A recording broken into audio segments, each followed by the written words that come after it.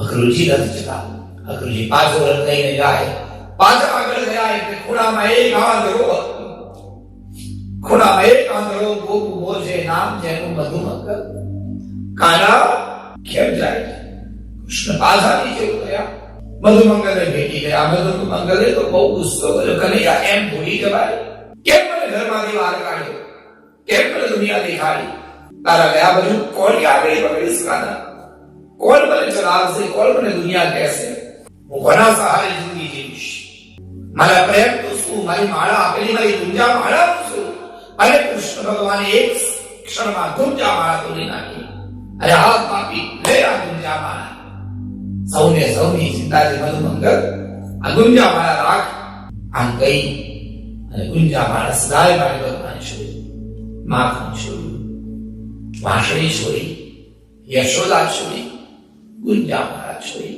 અને પછી બાદ રથ આગળ વધ્યો. થોડો રથ આગળ ગયો. એક નાનકડી વાછરડી રસ્તામાં આવી. નીચે ઉતર્યા કૃષ્ણ અને ગાયને ગળે લગાડી અને કૃષ્ણ બહુ જ રડે છે. પણ ગાય નથી કશું માંગતી, નથી કશું કે.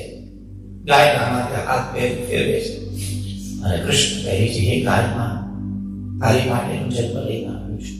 તારી માટે ધર્મની સાધના કરવાની છે. અને કોરી ગાવરણી છોડી કૃષ્ણ ભગવાન પાછા નંદગામ વિરાટ બન્યું. ગાયોના ગળામાં ઘંટડી છે પણ ઘંટડી વાગતી નથી. સૂર વાગતો નથી, અવાજ આવતો નથી.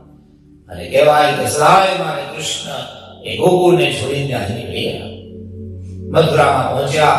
મથુરામાં જરા રસ્તામાં એક જગ્યાએ યમુનાના તટ પાસે અક્રૂરજી પોતાનો રથ ઉભો રાખ્યો.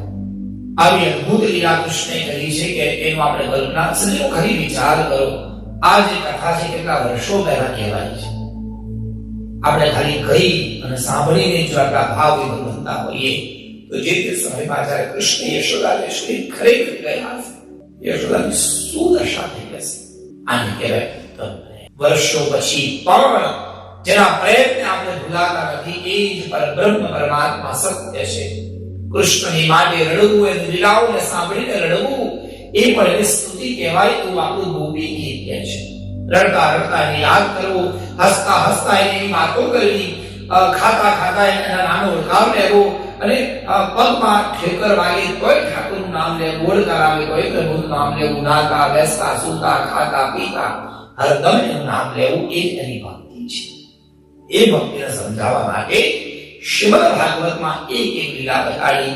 ક્યાંક કોઈ બહુ હસે છે, ક્યાંક કોઈ બહુ તોફાન કરે છે, ક્યાંક કોઈ ખૂબ પ્રેમથી ભોજન જમે છે, ક્યાંક કોઈ શેર કરે છે, ક્યાંક કોઈ કષ્ટમાં છે, ક્યાંક કોઈ સુખમાં છે, તો કોઈ દુઃખમાં છે. કોઈ વિરહમાં, કોઈ સંયોગમાં, હર જગ્યાએ હર ક્ષણ આપણને કૃષ્ણ જોવા મળે. સંયોગ પણ કૃષ્ણનો, વિરહ પણ કૃષ્ણનો, આનંદમાં પણ કૃષ્ણ, દુઃખમાં પણ કૃષ્ણ, સંવાદમાં કૃષ્ણ, વિવાદમાં કૃષ્ણ, અને પ્રવાસમાં કૃષ્ણ, પ્રમાદમાં કૃષ્ણ, શયનમાં કૃષ્ણ, સ્વપ્નમાં કૃષ્ણ. મારે કૃષ્ણ સિવાય કશું જ ન જોઈએ એવી ભાવનાને ઉત્તમ સેવાની, ઉત્તમ ભક્તિ કહેવામાં આવે. નંદરાય કૃષ્ણ લઈને નીકળ્યા.